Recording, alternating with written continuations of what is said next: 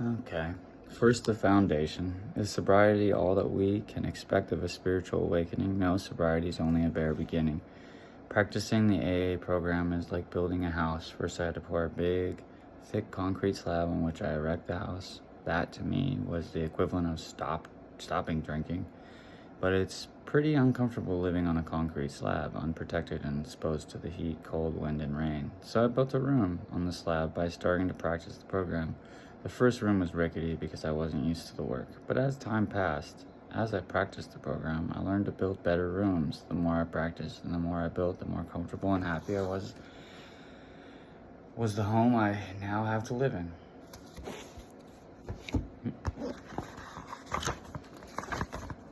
Gotta agree with that.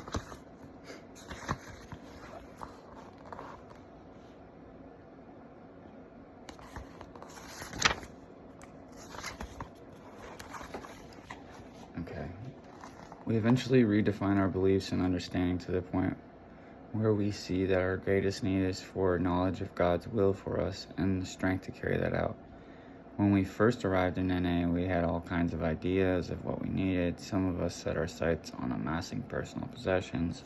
We thought recovery equaled outward success, but recovery does not equal success. Today, we believe that our greatest need is for spiritual guidance and strength. The greatest damage done to us by our addiction was the damage done to our spirituality. Our primary motivation was dictated by our disease to get, to use, and to find ways and means to get more. Enslaved by our overwhelming need for drugs, our lives lacked purpose and connection. We were spiritually bankrupt. Sooner or later, we realized that our greatest need in recovery is for knowledge of God's will for us and strength to carry that out. There we find the direction and sense of purpose our addiction had hidden from us. In our God's will, we find freedom from self-will. No longer driven only by our needs, we are free to live with others on an equal footing. There's nothing wrong with outward success, but without the spiritual connection offered by the NA program, our greatest need in recovery goes unmet, regardless of how successful we may be. Just for today, I will seek the fulfillment of my greatest need, a vital, guiding connection with God, the God of my understanding. More than ever, right now, this is becoming important. And I've been the guy who's tricked into thinking that it's like the end of times and that revelation's going on. And this was over 5 years ago. Yeah, I know, it's bad for you. So, yeah.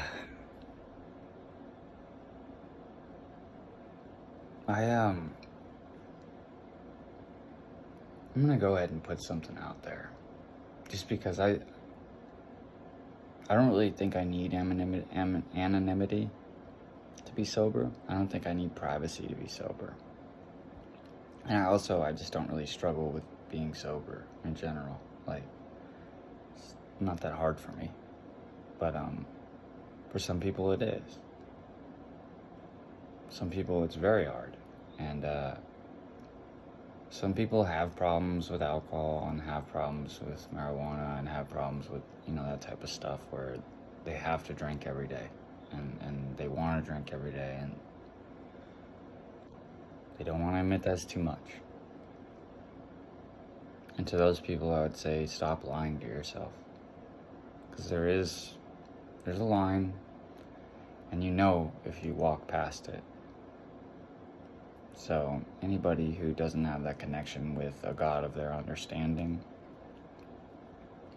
regardless of what that God believes, regardless of what denomination or what book or what time period that came from, as a man who is a recovering addict, I have to at least just blankly encourage the fact that addiction is a problem that's across the board a problem. A gambling addict is no different to me than a fentanyl addict. And I'm sorry, I'm not trying to be mean. I just, when it comes to like responsibility and your family, I think that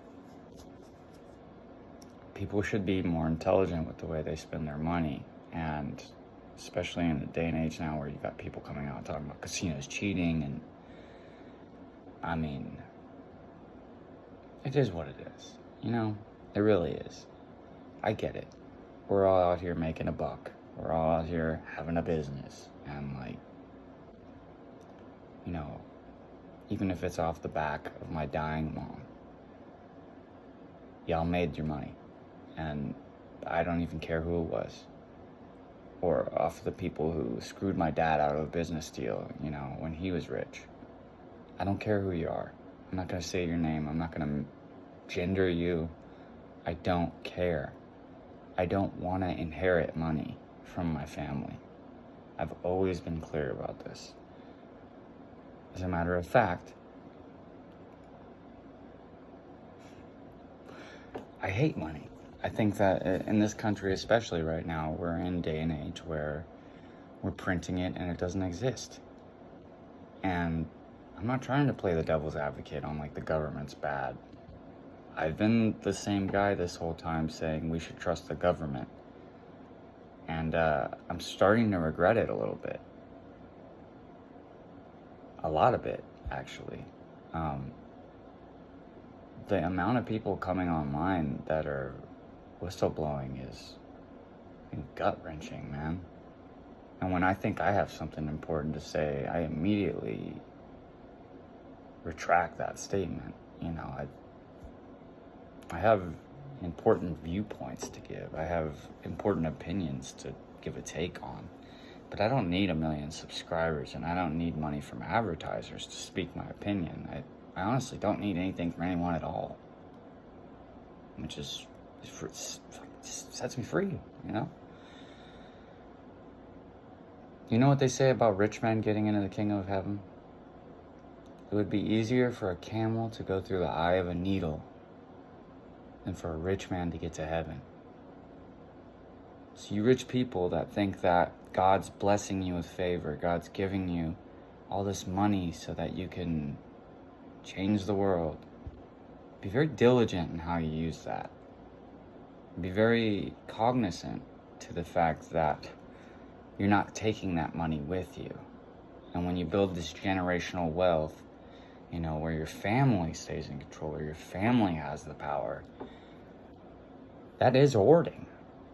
And that is addicted to money. I mean, that's, in my opinion, that's what addiction to money is saving up enough of it to where it's not available for other people. And even to the point where the government would possibly be put in a position to where they've had to print money like it doesn't exist.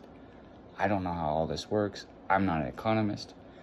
I'm really a high school graduate with a little bit of college experience, very few, one semester, and I failed out, right? I went to an Army school for power generation equipment repair specialty and got an honorable discharge in the Alaskan Army National Guard, and at some point in my life I had a problem with drugs and stealing out of cars. I would steal change out of cup holders because I was an alcoholic meth head at the time. And I was a punk bitch to the bag. That's at a certain point. I used to be that. That used to be me. That doesn't mean that I'm that person anymore, though. I'm not. I don't like drugs. I specifically have separated my brother out of my life because of that fact, and my mom doesn't like the idea of him being on the streets alone with nobody to care about him, but I don't care. And it's sad. It's really sad to be attacked by my family when just last month it was understood that I needed time off, that life had been a little hard on me, and that maybe, being an athlete from the age 5 all the way till 17, and then being a hard laborer from 17 all the way to 32 was a difficult life. Not to say I didn't have plenty of fun competing. I did. I even won first place a couple times. But, all that being said, life isn't a competition. America's not a competition. We're a democracy, right? A community. And that's ultimately what people are fighting, is society banding together and forgiving one another. I don't have a problem with rich people. I just think that your responsibility in the eyes of God is much, much higher than you'd like to think. And I don't understand like God like you understand God. And that's totally fine. I'm not going to go around like pushing signs in people's faces about how Jesus doesn't want you to be gay, or, I don't care about what you do in life. It's been made apparent to everybody that this is our simulation. Each and every one of us, this is our matrix, right? And we want to make good impressions. We want to have a good job. We want to have a resume that's credible. We want to have a past that's honorable, right? And when I think of my past, the last thing I think of is bare minimum. When I think of my past, the last thing I think of is I didn't do enough. So if your job is to make sure that I look that way, you should be ashamed of yourself, because you don't know me. And quite frankly, I don't want to know you. I don't think you should get to know the real me, if that's what you want to do. I'm not really sure with people anymore, because you can't put too much trust out there. It's definitely a day and age where being skeptic of the people you hang around and the people that you associate with is more important than ever. So, hence why I pushed the schizophrenic meth head section lady out of my life entirely. She tried to give me a dog, and then took the dog back because she does drugs with her dog, and I didn't want... I just don't want a dog that's drugged out, and I don't want to be in that position where I now have to pay vet bills for a dog that's been... You know what I mean, though? Like, this shit, this is the shit that breaks me, is when I have to go out of my way to, like, care about things like this. I wanted to keep that dog. I wanted to save that dog's life. And instead, she stole it from me. And God knows where she is now. I'm hoping she's not in the same unit down the street. But she's a hoarder. She's mentally ill, really, is what it is. And it's okay. She doesn't have an honorable discharge for the military. I know that. And I'm not trying to attack mentally ill people. I don't even, I'm mentally ill, man. To an extent. I think we're all a little mentally ill. I'm not saying we're all crazy. Just saying, like, we all probably could maybe take a step back every once in a while and be like, well, what did I do in my past?